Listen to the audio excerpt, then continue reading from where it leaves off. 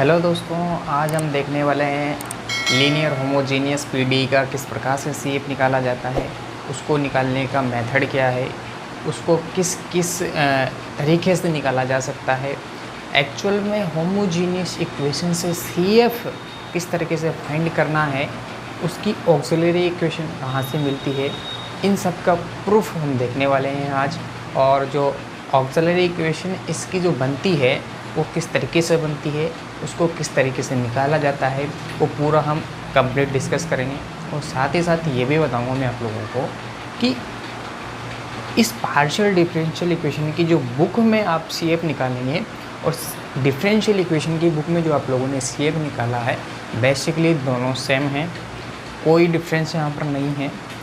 Difference equations का है वो भी हम देख लेंगे, बाकी ऐसा कोई इश्यू नहीं है। मैं आप लोगों को वहाँ से लिंक करके यहाँ समझाने वाला हूँ बहुत आसान तरीके से कि हम वही काम करने वाले हैं जो डिफरेंशियल इक्वेशन में हमने किया था और पार्शियल डिफरेंशियल इक्वेशन में भी हम वही करेंगे। सिर्फ और सिर्फ फ़र्क इतना आएगा जैसा कि बुक्स में फ़र्क है। कैसा फ़र्क है बुक्स में, कहने का तात्पर्य है कि डिफरेंशियल इक्वेशन में हम जो कैलकुलेशंस करते हैं वो वन वेरिएबल पर बेस्ड होती है, ठीक है, यानी कि एक चर पर हम वो सारी जो है कैलकुलेशंस करते हैं। बाकी पार्शियल डिफरेंशियल इक्वेशन में हमारे पास क्या होता है कि इसमें हमें टू वेरिएबल्स मिल जाते हैं। तो यहाँ पर हम पार्शियल डिफरेंशियल इक्वेशन की बुक में जो है हम दो वेरिएबल्स पे कैलकुलेशन करते हैं और बस यही इतना सा चेंज आपको यहाँ पर देखने को मिलेगा कि यहाँ हम जो है कैलकुलेशन में जो सीएफ निकालेंगे उस कैलकुलेशन में हम दो वेरिएबल्स का इस्तेमाल करेंगे, एक्स एंड वाई, ठीक है। तो हमारा फंक्शन जो है नया फंक्शन है हमारा z, जो कि फंक्शन होता है एक्स और वाई का, ठीक है। तो ये दोनों चीज़ें आने की वजह से थोड़ा सा चेंज आपको देखने को मिलेगा, बाकी सब चीज़ें सेम टू सेम वही है जो डिफरेंशियल इक्वेशन की बुक में थी। यहाँ पर भी हम वही करेंगे, ऑक्सिलरी इक्वेशन निकालेंगे और उस ऑक्सिलरी इक्वेशन से रूट्स मिलेंगे और उन रूट्स की नेचर देखकर हम बताएंगे कि हमारा सीएफ क्या होने वाला है। जैसा कि हम डिफरेंशियल इक्वेशन की बुक में भी देखते थे कि अगर रूट्स सेम है तो कौन सा फॉर्मूला लगाना है, अगर रूट्स अलग अलग है तो कौन सा फॉर्मूला लगाना है, अगर रूट्स कॉम्प्लेक्स नंबर है तो कौन सा फॉर्मूला लगाना है। और यही सेम तीनों के तीनों केस हम यहाँ देखने वाले हैं और वही प्रोसेस करने वाला है। देखिए, तो सबसे पहले मैं आप लोगों को बता देता हूँ कि homogeneous linear PD with constant coefficient, ठीक है, इसकी इक्वेशन मैंने यहाँ पर लिख रखी है। ये होमोजीनियस इक्वेशन है। होमोजीनियस इक्वेशन का बेसिक मीनिंग आप लोगों को मैं बताऊं तो होमोजीनियस में जो होमो वर्ड होता है उसका मतलब होता है एक जैसा, एक समान। होमो का मतलब एक समान। इस इक्वेशन में आप लोगों को जो डेरिवेटिव देखने को मिल रहा है, पार्शियल डेरिवेटिव्स देखने को जो मिल रहा है, कौन सा पार्शियल डेरिवेटिव्स, यहाँ पर दो तरीके की पार्शियल डेरिवेटिव्स आपको देखने को मिल रहे होंगे। एक तो है डी, जिसका मतलब है डेल वाई डेल एक्स, और एक है डी डेस। क्या है डी डेस? यहाँ पर मैंने डी डेस को कुछ इस तरीके से बनाने की कोशिश की है ताकि डी और डी डेस और डी वन में हमें फ़र्क नज़र आ सके, ठीक है। तो इसका मतलब है डेल वाई, ये सब आप लोग जानते होंगे पहले से। तो ये यहाँ पर मीनिंग है। सो मैं आप लोगों को बता रहा था कि यहाँ पर जो पार्शियल डेरिवेटिव्स डी और डी डेस हैं, इन सब की अगर आप पावर्स देखेंगे यानी कि ऑर्डर्स देखेंगे, इन सब का ऑर्डर देखेंगे ना आप, तो ये पूरी इक्वेशन जो है एन ऑर्डर की नज़र आएगी आपको।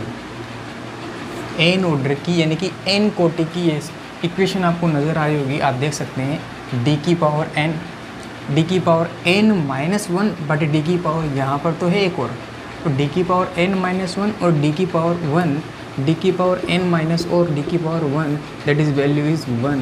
यानी कि ऑर्डर आपको हर पद में वन एन देखने को मिलेगा, यानी कि सभी डेरिवेटिव्स की जो कंबाइंड ऑर्डर है वो एन ऑर्डर है।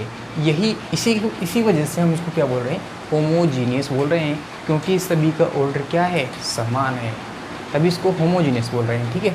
तो ये होमोजीनियस तो है लेकिन linear PDE with constant coefficient है।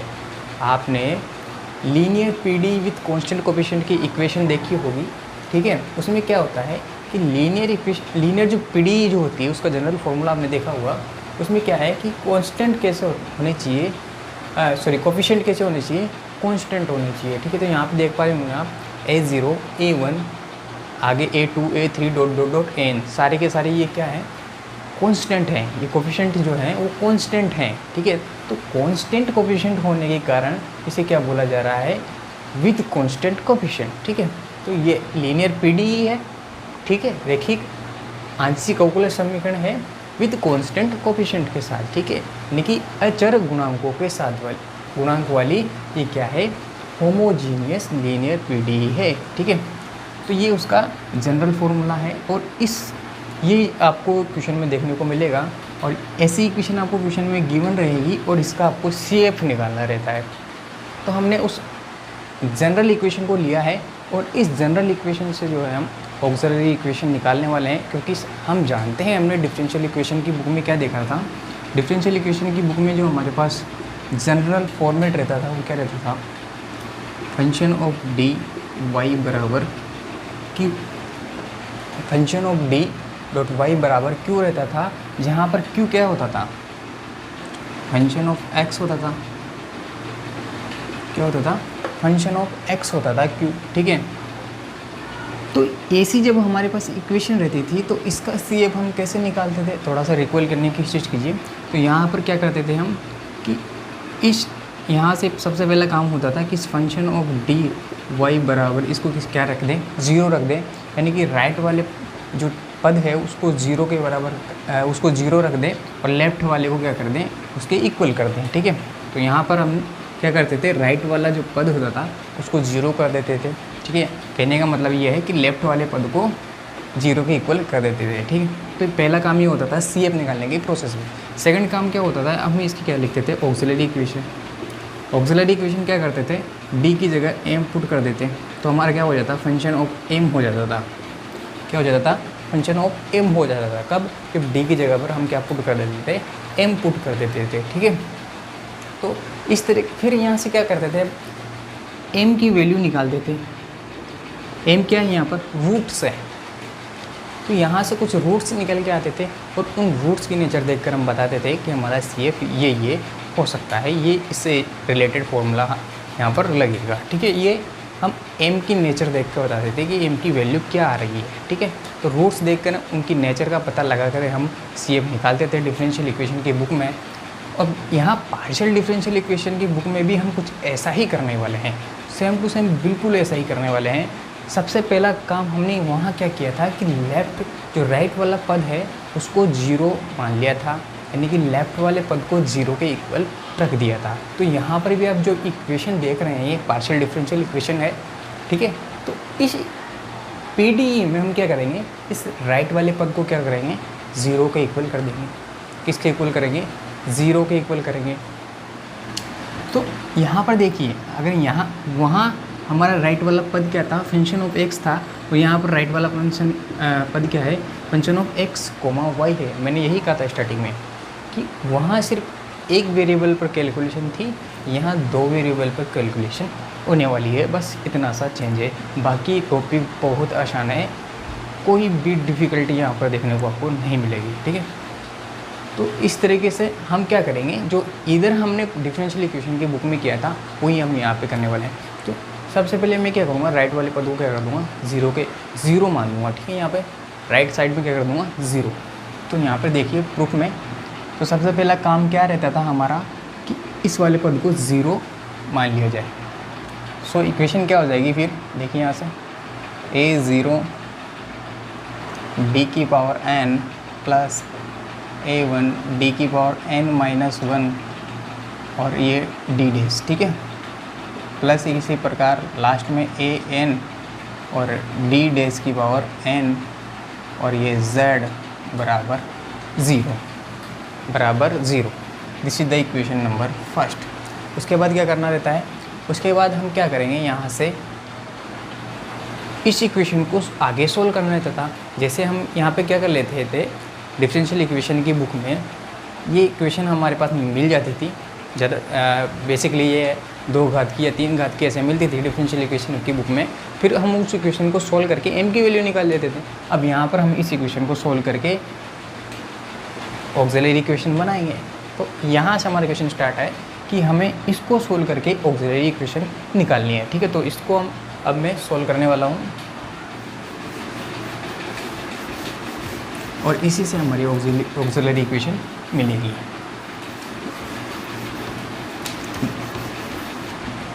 ध्यान दीजिए, अब ध्यान देने योग्य बात है वो मैं आप लोगों को बता रहा हूँ। सपोज समीकरण 1 का जो है सॉल्यूशन क्या है, क्या मान लेते हैं हम। सपोज 1 का जो सॉल्यूशन है वो क्या मान लेता हूँ मैं, z बराबर function of y plus mx। ये मैंने क्या मान लिया कि समीकरण 1 का हल क्या है, z बराबर function of y plus mx। यहाँ पर फंक्शन क्या है, फाई फंक्शन है, वेरिएबल नहीं है, ध्यान रखना। फाई ऐसा नहीं है कि फाई y से मल्टीप्लाई होगा और mx से, नहीं, फाई इज़ द फंक्शन, जैसे फंक्शन ऑफ x होता है ना ऐसे। ठीक है, वही यहाँ पर फंक्शन है ये। ठीक है, यहाँ पर फंक्शन हमने कौन सा प्रयुक्त, फंक्शन f की जगह हमने क्या प्रयुक्त किया है, फाई लिया है। ठीक है, तो यहाँ पर देखिए मैंने इसका हल ये मान लिया। अगर किसी को ये जानना है कि ये हल आया कहाँ से, तो आप कमेंट सेक्शन में कमेंट करके पूछ सकते हैं, मैं उसको नेक्स्ट वीडियो में ज़रूर चर्चा करूँगा। पर मुझे पता है कि शायद आप लोगों को इसके बारे में पता होगा कि ये हल आया कहाँ से। ठीक है, बाकी बुक में मेंशन नहीं है बट आपको पता होगा, अगर नहीं है तो आप कमेंट करके पूछ सकते हैं। सो मैंने क्या किया कि इस इक्वेशन नंबर फर्स्ट का हल क्या मान लिया, z बराबर phi of y plus mx। ठीक है, ये मैंने इसका जो है हल मान लिया। ठीक है, अब मैं क्या करूँगा, इसका dz निकालने वाला हूँ मैं। क्या निकालने वाला हूँ, dz इसका तात्पर्य क्या है, d का मतलब क्या है, d by d x, del by del x, यानी कि del z by del x. तो x के रिस्पेक्ट में इसका डिफ्रेंशिएशन करूँगा मैं, तो क्या हो जाएगा ये 5 डेज y प्लस mx। तो इसका भी होगा अब। ठीक है, तो यहाँ पर क्या आ जाएगा, y का 0, mx का m। ठीक है, तो यहाँ मैं m की पावर 1 कर दूँ इसको। ठीक है, क्योंकि सबकी पावर तो 1 होती है। अच्छा, अब इसी प्रकार मैं डेल टू z नहीं करूँ तो क्या हो जाएगा, यहाँ देखिए, यहाँ 5 डेज समझे या 5 समझे, कोई दिक्कत नहीं है, आप 5 समझ सकते हैं यहाँ पर कि ये क्या है, एक बार इसका क्या कर दिया है हमने, डिफ्रेंशिएशन। ठीक है, 5 का मतलब ये होता है, ऐसे ही समझते हैं हम। जैसे सपोज दैट ये लिखा हुआ है del two by del x square, तो इसका मतलब क्या है, इस 2 का। जैसे यहाँ इसको ऐसे समझें तो इसका मतलब क्या है कि 2 बार क्या करना है हमें, डिफ्रेंशिएशन। तो उसी प्रकार 5 एक बार डिफ्रेंशिएशन, और यहाँ मैं कर दूँगा 5 इसका मतलब 2 बार डिफ्रेंशिएशन। और यहाँ m की पावर 1 थी तो अब m की पावर कितनी हो जाएगी, 2 सिमिलरली। ठीक है, उसी प्रकार मैं n तक बात करूँ तो d की पावर n z, तो यहाँ क्या हो जाएगा 5 की power n y plus mx, और ये m की पावर n। ठीक है, एंड इसी प्रकार मैं d डैश के लिए भी बात कर सकता हूँ, d डैश z निकालूँ। d डैश z निकालूंगा तो देखिए यहाँ पर d डैश z का मतलब क्या है, del z by del y, dash का मतलब क्या है, डेल बाई डेल y। ठीक है, तो y के रेस्पेक्ट में इसका करूँगा तो वही 5 y प्लस mx तो होगा। अब क्या m आएगा, नहीं आएगा, क्योंकि y के रेस्पेक्ट में कर रहे हैं तो y का यहाँ से 1 हो जाएगा और इस x का तो क्या हो जाएगा, 0 हो जाएगा। ठीक है, तो उसी प्रकार यहाँ से मैं अगर डेल डैश 2z निकालूँ तो यहाँ से क्या हो जाएगा, ये 5 ऑफ y प्लस mx। ठीक है, उसी प्रकार मैं यहाँ से बात करूँ डेल डैश n z की, तो यहाँ से क्या हो जाएगा, ये 5 की power n y plus mx। ठीक है, ये यहाँ से मैंने इन सब की वैल्यू निकाली। अब गौर दीजिए, गौर फरमाइए यहाँ से, लाइक दैट। इसी प्रकार मैं क्या लिख सकता हूँ, लाइक दैट यहाँ से देखिए मैं इसी प्रकार क्या लिख सकता हूँ, जैसे मैंने इनकी कैलकुलेशन करी इसी प्रकार क्या मैं ऐसा लिख सकता हूँ क्या, डेल की पावर आर डेल डैश की power n minus are Z. इसकी वैल्यू क्या होगी, इसकी वैल्यू क्या होगी, देखिए इसकी वैल्यू d की पावर कितनी है r, ठीक है, d की पावर r यानी कि r टाइम करना है हमें, ठीक है। तो क्या हो जाएगा d की पावर r का 5 की पावर कितनी आएगी r, ठीक है। तो यहाँ पे 5 की पावर r, अच्छा चलो उसको भी मैं रहने देता हूँ, अभी 5 वाले को रहने देता हूँ, पहले m वाला देख लेता हूँ मैं कि m कितना आएगा, m की पावर r आएगी। अच्छा अब 5 की पावर पर डिस्कशन कर लिया जाए, तो यहाँ से आप देखेंगे ना, तो यहाँ से तो 5 की पावर r आएगी इस वाले के लिए, ठीक है, कितनी आएगी 5 की पावर r ऑफ जो भी हमारा फंक्शन है y plus m x dot, ठीक है। यह इस वाले के लिए 5 कितना आएगा, इस वाले के लिए 5 आएगा 5 की पावर n माइनस आर, 5 की power n minus r of y plus m x, क्या ये हुआ। और ये इन दोनों को जब आप, क्योंकि इन दोनों का क्या है बेस समान है, तो ये इनकी जो पावर से वो ऐड हो जाएगी। यहाँ से देखिए प्लस का r, this is the minus का आर, दोनों ऐड होगी तो ये दोनों कैंसिल आउट हो जाएगा, क्या बचेगा 5 की पावर n बच जाएगा y प्लस एम एक्स, ठीक है। तो यहाँ से क्या हो जाएगा 5 की power n of y plus m x, ठीक है। तो यहाँ से जनरली मैं ये लिख सकता हूँ, r वाले पद के लिए लिखा जा सकता है, इन जनरल आप किसी भी पद के लिए ऐसा लिख सकते हैं, ठीक है। जहाँ पर d और d डैश दोनों आए तो उनके लिए आप इस तरीके से ये वाला फॉर्मूला इस्तेमाल कर सकते हैं।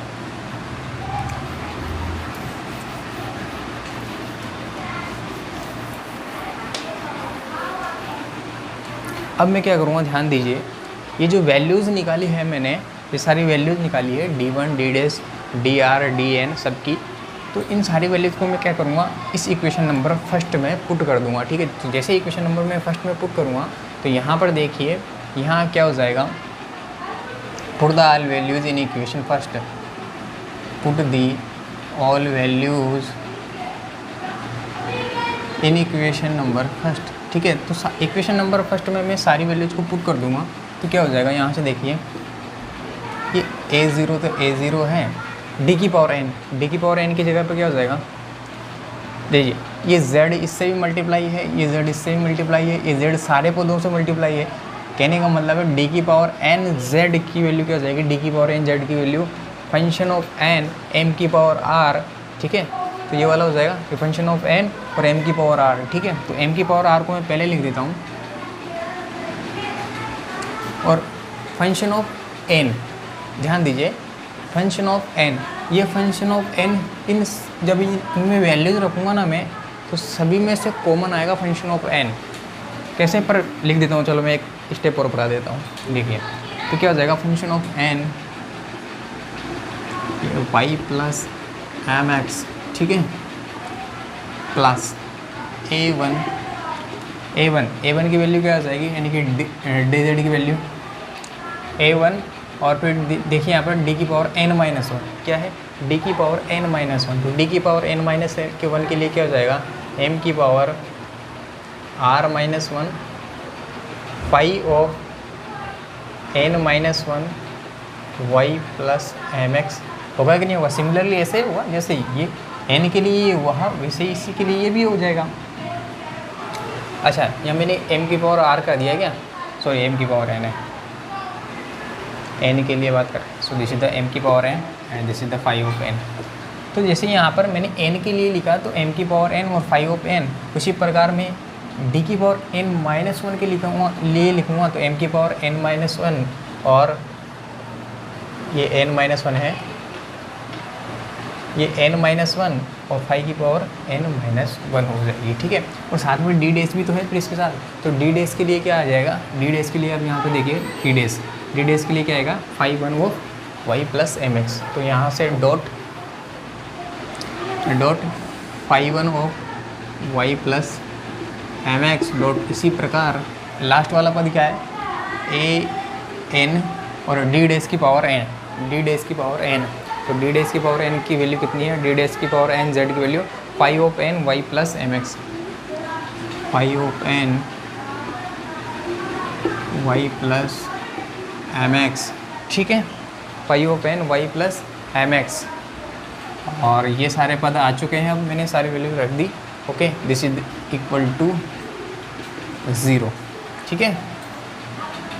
नाउ अब आप देखिए, इन सारे पदों में से फाई की power n y plus m x common आने की बात कही थी मैंने, और देखिए यहाँ से कॉमन आ रहा है फाई की power n y plus m x, यहाँ से भी आएगा फाई की पावर एन। यहाँ पर फाई की पावर एन माइनस 1 है, लेकिन डॉट यहाँ पर देखिए फाई की पावर 1 भी है, तो इन दोनों का मर्ज करके कितना हो जाएगा, फाई की पावर एन हो जाएगी। इसी प्रकार सभी पदों की फाई की पावर एन होने वाली है, क्योंकि एन ऑर्डर की है होमोजीनियस इक्वेशन, तो ठीक है। तो यहाँ से भी फाई की पावर एन कॉमन आ रहा है, सभी पदों में से फाई की पावर एन कॉमन आ जाएगा। तो अंदर क्या बच जाएगा, यहाँ पर देखिए, यहाँ से बचेगा ए की पावर A0 एम की पावर एन, यहाँ से कॉमन आ गया। उसी प्रकार यहाँ से A1 एम की पावर एन माइनस 1 प्लस इसी प्रकार आगे भी, और लास्ट वाला पद क्या रह जाएगा, ए की पावर एन, और यहाँ से कॉमन आ ही चुका है। तो दिस इज द फाई की power n y plus m x equals to 0, ठीक है। अब मैं एक यहाँ पर एक छोटा सा काम और करने वाला हूँ। वैसे तो यही ऑक्सिलरी इक्वेशन यहाँ से निकाली जा सकती है, बट अब मैं एक काम और करने वाला हूँ। यहाँ से देखिए, ये इक्वेशन कब 0 के इक्वल होगी, ऐसा तभी सत्य होगा जब ये वाला पूरे के पूरे ये जो रूट्स आ रहे हैं एम और इसके कोफिशिएंट वाले, ये वाला जो पूरा पद है, ये वाला पूरा का, ये सारे के सारे कोफिशिएंट की वैल्यू किसके बराबर हो जाए, 0 के इक्वल हो जाए, तो ये इस इक्वेशन की वैल्यू 0 हो सकती है, ठीक है। सो ये तभी सत्य होगी, आप ले सकते हैं कि यह तभी सत्य होगी जब क्या हो, A0 एम की power n plus A1 M की power n minus 1 plus dot dot dot an, इन सब की वैल्यू क्या हो, 0 के इक्वल हो, ठीक है। ये तभी पॉसिबल है। ओके, नाउ उसके बाद आप देखिए, अब मैं यहाँ पे क्या करने वाला हूँ कि A0 से सबको क्या कर देता हूँ, डिवाइड कर देता हूँ। क्या करता हूँ, A0 से सबको डिवाइड कर देता हूँ। तो A0 से यहाँ डिवाइड करूँगा तो यहाँ m की पावर n आएगी, प्लस यहाँ क्या हो जाएगा, A1 अपॉन A0 m की power n minus 1 plus dot dot dot यहाँ an अपॉन A0 हो जाएगा equals to 0। So this is will equals to m की पावर m n प्लस इसको क्या मान लेता हूँ मैं, स्मॉल n मान लेता हूँ, a मान लेता हूँ। तो this is the A1 m की power n minus 1 plus dot dot dot, और ये क्या हो जाएगा, an this is the equals to 0, जहाँ क्या है, वेयर A1 की वैल्यू क्या है यहाँ पर, capital A1 upon A not A0, जो भी कहें आप, A2 की value A2 upon A0 dot dot, इसी प्रकार an की वैल्यू क्या है, an अपॉन A0, ठीक है। और यही क्या है आपके दोस्तों, ये आपकी ऑक्सिलरी इक्वेशन है। क्या ये आपकी ऑक्सिलरी इक्वेशन है, ठीक है।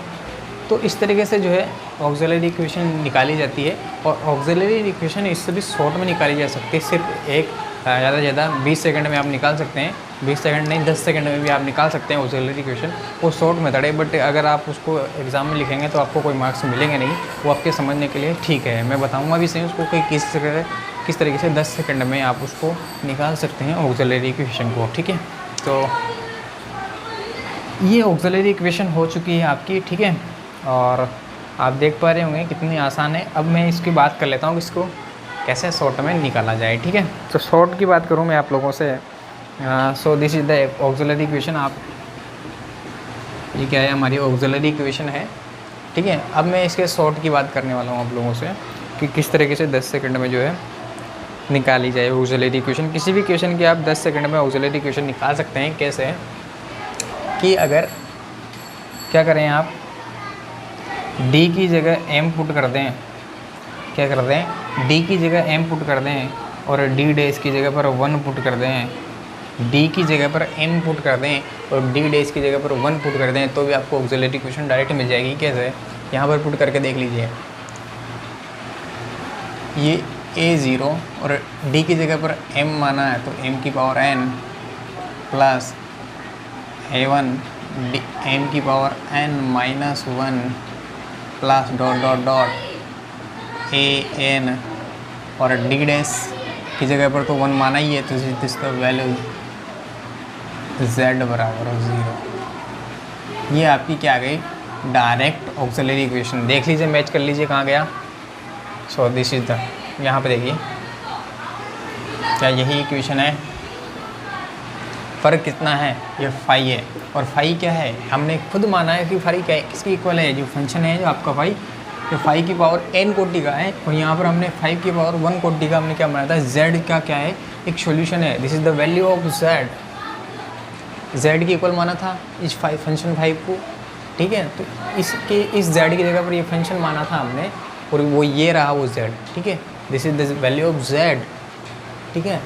तो यहाँ से आप देख पा रहे होंगे कि डायरेक्ट जो है हम ऑक्सिलरी इक्वेशन निकाल सकते हैं। ये वही ऑक्सिलरी इक्वेशन है, हमने इसको क्या किया, थोड़ा सा परिवर्तित कर दिया है कि स्मॉल a मान लिया उसको, ताकि ये डिनोमिनेटर में थोड़ा सा आए नहीं, तो थोड़ा सा और सिंप्लीफाई कर दिया है इसको। बाकी ऑथेंटिक यहीं तक रह सकते हैं हम, ये ऑक्सिलरी इक्वेशन इसको माना जाता है। दरअसल कई बुक्स में इसी को ऑक्सिलरी इक्वेशन माना गया है, और कई बुक्स में इस तरह से ऑक्सिलरी इक्वेशन को निकाला गया है, थोड़ा सा और आगे, ठीक है। तो ये भी ऑक्सिलरी इक्वेशन है और ये भी ऑक्सिलरी इक्वेशन है, ठीक है। तो शॉर्ट में ऐसे निकाला जा सकता है। आप देख रहे होंगे कि कितना समय लोगे आप इसको, 5 सेकंड में नहीं ले सकते इसको लिखने में, ऑक्सिलरी इक्वेशन को। बाकी वो अगर एग्ज़ाम में लिखा जाए और अपना कंसेप्ट डेवलप किया जाए तो उस हिसाब से गलत होगा, ठीक है। तो अगर आप अपना कंसेप्ट मजबूत बनाना चाहते हैं तो इस तरीके से थोड़ा 1-2 बार प्रैक्टिस करें, और क्वेश्चन बनाने के हिसाब से चलो ठीक है, बाकी समझने के हिसाब से, माइंड की कैपेसिटी के हिसाब से ये वाला मेथड सबसे बेस्ट है। सो इस तरीके से ऑक्सिलरी इक्वेशन निकाली जाती है। अब इस यहाँ से जो m की वैल्यूज़ आएगी, इसके जो मूल आएंगे यानी कि रूट्स की जो वैल्यूज़ आएगी, उन रूट्स का नेचर देख के पता लगाया जाएगा कि आपका CF क्या होने वाला है। जैसे अगर रूट्स की वैल्यू समान आती है तो CF क्या होगा, और रूट्स की वैल्यू अलग अलग आती है तो CF क्या होगा, रूट्स की वैल्यू कॉम्प्लेक्स नंबर आती है तो CF क्या होगा। अब मैं इन तीनों को फटाफट से डिस्कस कर लेता हूँ, ठीक है। सो मैं इनको एक बार रफ कर देता हूँ पूरे को। सो देखिए मैंने लिख दिया है कि केस फर्स्ट, यहाँ पे देखिए आप, केस फर्स्ट जब ऑल रूट्स आर क्या हो, डिफरेंट, सभी रूट्स क्या हो, डिफरेंट हो, कोई भी रूट्स समान ना हो, अलग अलग तरह के अगर आपके यहाँ से ऑक्सिलरी इक्वेशन से जो है रूट्स मिलते हैं, तो देन उस सिचुएशन में आप कौन सा फॉर्मूला लगाएंगे, तब आप ये वाला फॉर्मूला लगाएंगे, जिससे कि आपको क्या मिल जाएंगे, CF मिल जाएगा, ठीक है। फॉर्मूला है z = ψ1y + m1x + ψ2y + m2x + dot dot dot ψny + mnx। क्या डिफरेंट है, ψ1 आएगा, m1 आएगा, ψ2 आएगा, m2 आएगा, ψn आएगा तो mn आएगा, बस ये है फ़र्क है। वो सबको ऐड करना है, जितने रूट्स आएंगे उतना, ठीक है। तो वहाँ पर m1 m2 ψ1 निकाल रहे हैं तो m1 लिखेंगे, ψ2 निकाल रहे हैं तो φ2 निकाल रहे हैं, सॉरी साई बोल रहा हूँ, फाई है ये, φ1 निकाल रहे हैं तो m1 और φ2 निकाल रहे हैं तो m2, ठीक है। तो इस तरीके से CF निकाल लिया जाएगा जब सारे रूट्स क्या हैं, डिफरेंट है तब, ठीक है। आसान है ये तो। अब उसके बाद जब सारे कुछ रूट्स क्या मिल गए आपको, सारे तो नहीं मिले लेकिन कुछ रूट्स इक्वल मिल गए भाई, तो भी सिचुएशन, तो उस सिचुएशन में आप क्या करेंगे, उस सिचुएशन में आप ये वाला फॉर्मूला लगाएंगे और CF निकाल लेंगे बहुत आसानी से। इसमें क्या करना है, इसमें भी ज़्यादा कुछ नहीं है। आप यहाँ देखिए, इन जनरल देखिए कि आपको φ1 निकालना है, तो उससे एक कम पावर वाला यानी कि x जो है उसका कोफिशिएंट लेना है। ψ1 निकालना है तो x की पावर 0 यानी कि x लेना ही नहीं है, x की पावर 0 की वैल्यू 1। कहाँ से x स्टार्ट होगा, साइड φ2 से। कहाँ से स्टार्ट होगा, φ2 से। जब φ2 लूँगा तो x की पावर 1 लूँगा, φ2 लूँगा तो x की पावर 1 लूँगा, और y + mx तो आप जानते ही हैं, ये तो आ ही रहा है, ठीक है। तो ये तो फंक्शन फाई है ही सही। तो ये सीरीज़ चलने वाली है, जितने आपको रूट्स हैं तो उनमें आप ये वाला फॉर्मूला लगा सकते हैं, ठीक है। ये एक तरीके से जनरल यहाँ पे लिख दिया गया है कि z बराबर क्या हो जाएगा, φ1 y + mx, x φ2 y + mx, x² five three y plus m x. कहने का मतलब ये है कि जिस नंबर का आप फाइव निकाल रहे हैं उससे एक कम डिजिट में आपको x की पावर वहाँ पे इस्तेमाल में लेनी है, ठीक है। तो इस तरीके से आप जो है सम इक्वल रूट्स यानी कि कुछ बराबर वाले जो मूल आएंगे आपके ऑक्सिलरी इक्वेशन से, उनके लिए आप ये CF निकाल सकते हैं इस फॉर्मूले से, ठीक है। थर्ड क्वेश्चन है हमारा, जब रूट्स क्या हो, कॉम्प्लेक्स हो, ठीक है। कॉम्प्लेक्स नंबर में आ गए तो क्या करेंगे, तब आपको क्या करना है कि M1 निकालना है और M2 भी निकालना है। M1 का जो है कॉन्जुगेट क्या है, यानी कि संयुग्मी, वो क्या है, M2 है। और M1 और M2 की वैल्यू कहाँ पुट कर दूंगा मैं, इस इक्वेशन नंबर फर्स्ट में, यानी कि केस फर्स्ट में। Put in M1 M2 in case first, ठीक है। केस फर्स्ट में आप क्या करेंगे, इस M1 और M2 की, जो कि एक दूसरे क्या है, कॉन्जुगेट है, इन कॉन्जुगेट की वैल्यू आप कहाँ पुट कर देंगे, इस केस फर्स्ट में जब पुट कर देंगे तो आपको क्या मिल जाएगा, CF मिल जाएगा, ठीक है। तो इस तरीके से ये CF वाला पोर्शन जो है हमारा कंप्लीट होता है। और उसके बाद हम जो है इसका वर्किंग मेथड भी देख लेंगे और क्वेश्चन भी कर लेंगे, ठीक है। उसके बाद PI पर भी डिस्कस कर लेंगे, फिर देन क्वेश्चन हम करेंगे जो हमारे प्रीवियस एग्ज़ाम में आए हुए हैं। तब तक के लिए धन्यवाद।